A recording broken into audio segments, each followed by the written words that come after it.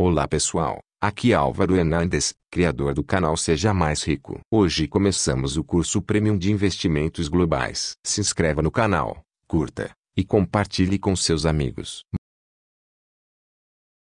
Módulo 1. Primeira aula: Educação Financeira. A educação financeira não consiste somente em aprender a economizar, cortar gastos e acumular dinheiro. É muito mais que isso, pois trata-se de uma nova filosofia de vida. É buscar uma melhor qualidade de vida, tanto hoje quanto no futuro, tornando os indivíduos e a sociedade mais conscientes das oportunidades e riscos envolvidos na sua compreensão em relação aos conceitos e produtos financeiros. O objetivo é desenvolver uma segurança material, necessária para aproveitar da melhor forma possível o seu tempo, a família, viajar, ler um livro, praticar um esporte, se dedicar a empreender, e por aí vai. O tempo é algo que é impossível de reaver, pois a cada dia que você trabalha, de 8 a 12 horas, muitas vezes em algo maçante, estressante e mal remunerado. Então saiba que a única alternativa é ter uma educação financeira correta, a tempo de priorizar uma vida mais saudável para o seu eu do futuro. Sim, imagine que você um dia,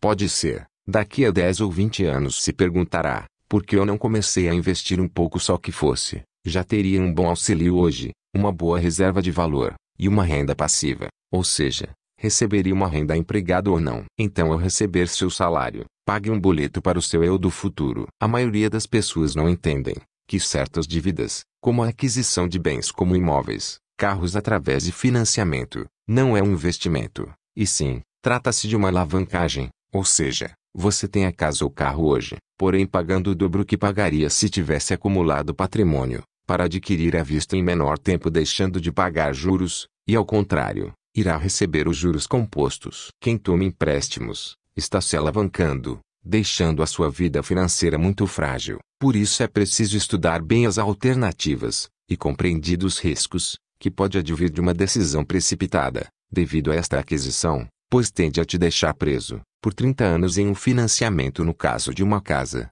ou 4 a 5 anos no caso do financiamento de um carro. E que fique claro, o imóvel para morar, não gera renda, apesar que algumas pessoas acharem o contrário, sendo o entendimento comum, de que deixando de pagar aluguel em um imóvel próprio financiado, estaria economizando este valor, e não jogando dinheiro fora no aluguel, e sim pagando algo que é seu. É um assunto muito controverso, depende muito de como é a sua renda, e se conseguirá algum incentivo para este financiamento, tipo Minha Casa Minha Vida. Essa é uma das razões de alguns ainda quererem a volta do ex-presidente Lula, ou seja, de uma esquerda entre aspas auxiliadora. Devido ao conhecimento que tivemos no passado em épocas de hiperinflação, onde houve uma forte desvalorização do dinheiro, nossos pais, professores nos induziram a acreditar que ter um imóvel fazia você ter segurança, pois o governo criava dinheiro para cobrir cada vez mais seus rombos, inflando a máquina governamental, onde realimentava a inflação que corroía tudo.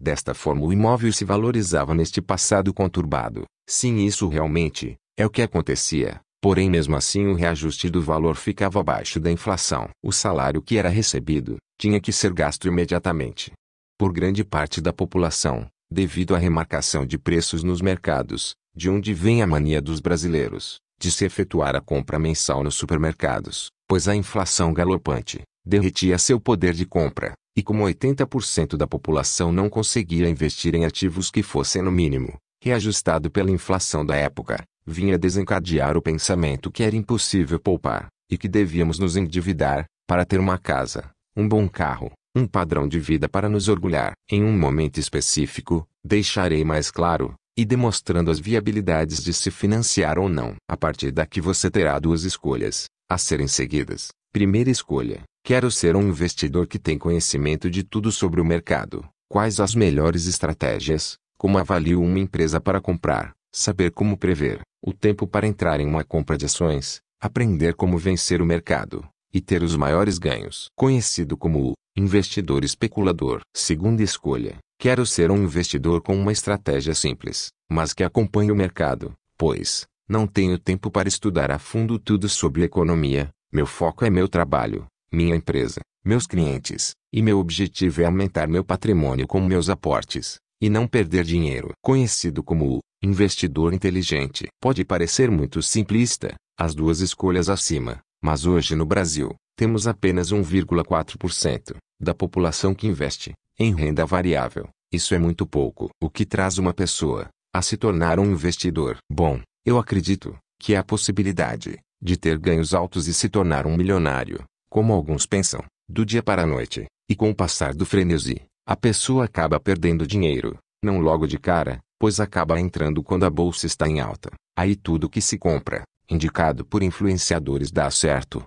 Mas aí vem uma crise política, que no Brasil ocorre a cada ano. Estou sendo sarcástico, pois ocorre em muito menos tempo, onde este novo investidor vende com prejuízo tudo que comprou, e sai achando que a bolsa de valores é um cassino. Com certeza, é um cassino, pois quem procura a renda variável, para ficar rico da noite para o dia, estava procurando ser enganado, e louco para cair em uma pirâmide. É isso que vai descobrir, mas alguns vão dar certo e aprenderão a realidade. Outros vão quebrar. Uns aprendem com a dor. Agora imagine uma crise, a qual o governo da época só chamou de marolinha, aqui no Brasil, que se estendeu de 2008 até 2016. A cotação do Ibovespa está em dólar. Trata-se de um índice que é o principal indicador de desempenho das ações negociadas na B3, e reúne as empresas mais importantes do mercado de capitais brasileiro. Observe no gráfico que houve uma queda de 76,29% no índice. Isto significa que quem investiu lá próximo ao topo em 2008,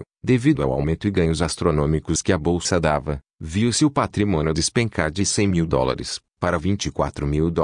Podemos comparar a cotação em reais no gráfico e ver que a bolsa até parece que subiu nominalmente. Isso, como vemos, é apenas ilusão, pois trata-se da inflação que corroeu o valor do dinheiro, ou seja, uma desvalorização que conseguimos observar no nosso poder de compra. Bom, você pode me dizer, mas eu não vivo comprando coisas em dólares. É um engano, pois tudo hoje é dolarizado. Somos um país que depende de commodities, que são boi, porco, frango, milho, petróleo, soja, etc., que produzimos e exportamos, e tudo é dolarizado. Por isso, quando nosso real desvaloriza, pagamos mais caro por diversos produtos produzidos aqui. Outro fator que faz uma pessoa buscar a renda variável é porque estão sendo empurrados por remuneração na renda fixa, abaixo da inflação, e pela quantidade enorme de informação sobre educação financeira que muitos influenciadores estão repassando. E alguns estão se conscientizando da ilusão que é esperar do governo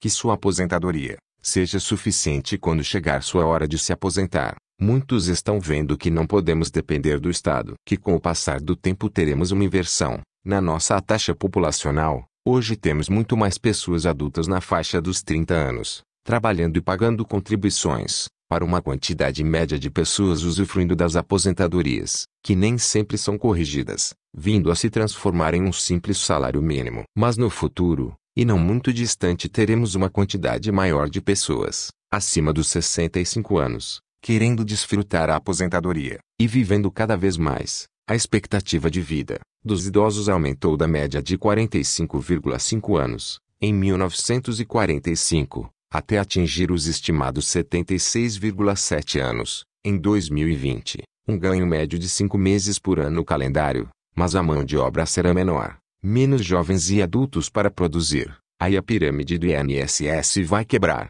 Devemos ter um conhecimento global e amplo de campos da economia, finanças, história e das evoluções que nos levaram até onde a sociedade e o país que estamos. Isto nos trará a compreensão do macro, visão geral, que nos permitirá tomar decisões mais lógicas em relação a onde investir em determinado tempo, e a situação que estamos na atualidade, vindo a compreender os ciclos econômicos, tanto os mundiais como o doméstico. Mas quero deixar claro aqui, não há tantas obrigações de conhecer as minúcias para se investir globalmente hoje, pois há ferramentas muito mais simples para o investidor. Com mais tempo vou te mostrar que nem sempre os bancos e as corretoras se esforçam para divulgar investimentos de baixo custo, de maior simplicidade, transparência e boa rentabilidade, como é o caso dos ETFs. Os ETFs são fundos de investimentos negociados em bolsa, com estratégia passiva, ou seja, um fundo que replica o desempenho de um índice de referência. Naturalmente, as instituições financeiras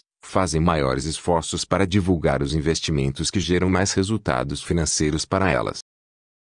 A educação financeira, trazida por influenciadores, é de muito louvor, pois sem essa informação descentralizada e distribuída, seria difícil ter acesso ao conhecimentos que estou disponibilizando. E sim, eu acredito que uma pessoa que trabalha como médico, dentista, advogado, professor e qualquer outra profissão que tem uma renda, é quase impossível adquirir conhecimento real para poder investir de forma a aumentar seu patrimônio e criar renda passiva sem cair nas armadilhas criadas por tanta desinformação também. Mas de novo, caímos nas armadilhas de achar o bom professor. Como deixa claro o autor Robert Kiyosaki, o bom professor é aquele que trabalha e obtém renda deste, e não do que só ensina na teoria. Cabe a você escolher, depois de conhecer todos os assuntos sobre investimentos, qual o investidor se tornará, o especulador ou o investidor inteligente. Nos vemos na próxima aula. E seja mais rico.